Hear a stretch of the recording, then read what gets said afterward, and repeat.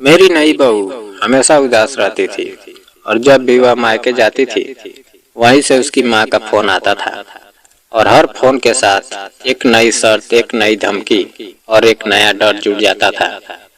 कभी कहा जाता बहू का सोफा उसके कमरे में रखो, कभी कहा जाता मंदिर हटाओ, कभी कहा जाता छोटा कमरा नहीं चलेगा, बड़ा चाहिए। और हर बार बात के आखिर में यही चेतावनी होती थी, अगर बात नहीं मानी तो बेटी को यही रख लूंगी और तुम्हारे बेटे की जिंदगी नर्क बना दूंगी।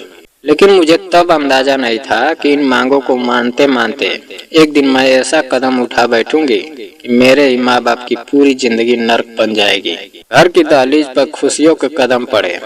अभी 1.25 महीना भी नहीं बीता था, पूरे घर में नई नवेली बहू हर्षिका के आने की रौनक होनी चाहिए थी, और इस घर में रौनक की जगह खामोशी ने डेरा डाल लिया था।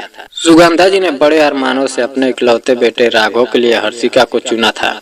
रिश्ते तय होते वक्त सब कुछ सामान्य था। हर्षिका पढ़ी लिखी, सभ्य शांत स्वभाव की लड़की लगती थी, लेकिन शादी के बाद जैसे किसी ने उनका चेहरा ही बदल दिया था। वह दिन भर घर के काम करती थी, लेकिन बिना मन के, बिना किसी अपनत्व के।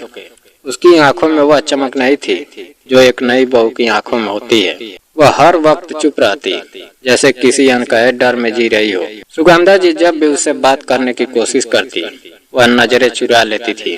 कभी सिर दर्द का बहाना, कभी काम का बहाना, और वहां से चली जाती थी। सुगंधा जी का दिल हर दिन थोड़ा और भारी होने लगा। वह खुद को समझाती कि लड़की नहीं है, मायका छोड़ा है, वक्त लगेगा, लेकिन मन का डर बढ़ता ही गया। तभी एक दिन अचानक बिना बताए हर्षिका का भाई घर आ गया और माँ की याद का बहाना बनाकर हर्षिका को मायके ले गया। हर्षिका के चेहरे खुशी देखकर सुगंधा जी ने उसे रोकना सही नहीं समझा, लेकिन उसके जाते ही घर में ऐसा सन्नाटा पसर गया जैसे किसी ने खुशियों का दरवाजा बंद कर दिया हो। उसी रात सुगंधा जी ने पहली बार अपने बेटे से कहा कि वह बड़ा कमरा छोड़ दे और छोटा कमरा ले ले। राघव हैरान रह गया। उसने मना किया, समाज की बातें समझाई, लेकिन माँ की आंखों में जो डर था उसके आगे हार गया। अगले ही दिन माँ ने कहा कि बहू का मायके से आया नया सोफा उसके कमरे में रख दो, क्योंकि वह उसका अपना सामान है। राघव को पहली बार महसूस हुआ कि उसकी माँ किसी के दबाव में फैसले ले रही है। कुछ ही दिनों बाद हर्षिका अचानक मायके से लौट आई, लेकिन उसके लौटने से घर में खुशी नहीं आई, बल्कि तनाव और बढ़ गया। वह सास से बात तक नहीं करती थी और सुगंधा जी उसके सामने ऐसे सामी रहती जैसे कोई अपराध कर बैठी हो। फिर अचानक हर्षिता फिर से मायके चली गई और उसी दिन सुगंधा जी ने पूजा घर हटाने की जीत पकड़ ली। बोली, मेरी पूजा से तुम लोग डिस्टर्ब होते हो। राघव अब पूरी तरह समझ चुका था यह सब संयोग नहीं है। जब उसने माँ के फोन में कॉल डिटेल देखे तो सच्चाई सामने थी। हर बार हर्षिका के मायके जाने पर उसकी माँ का फोन आता था और हर फोन के बाद माँ कुछ न कुछ त्याग देती थी।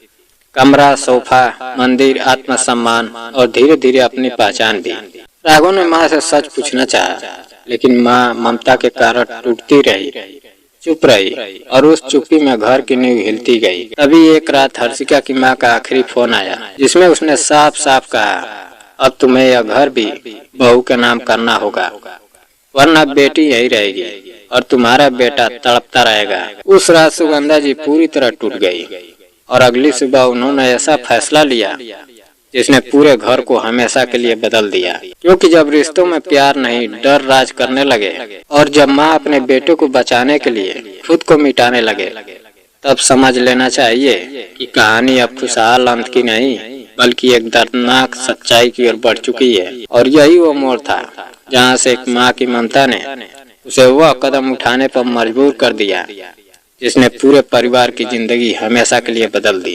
दोस्तों, अगर कहानी पसंद आई हो तो वीडियो को लाइक और चैनल को सब्सक्राइब करना ना भूलें। जय हिंद।